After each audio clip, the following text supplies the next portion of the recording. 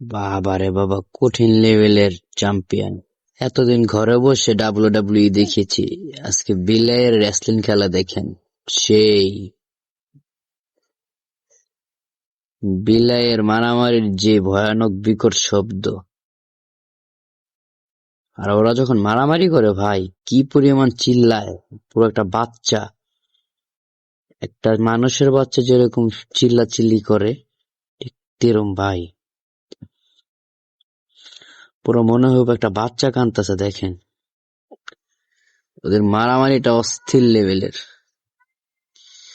ঘরে বসে ওদের মারামারি দেখার মজাই আলাদা। দেখেন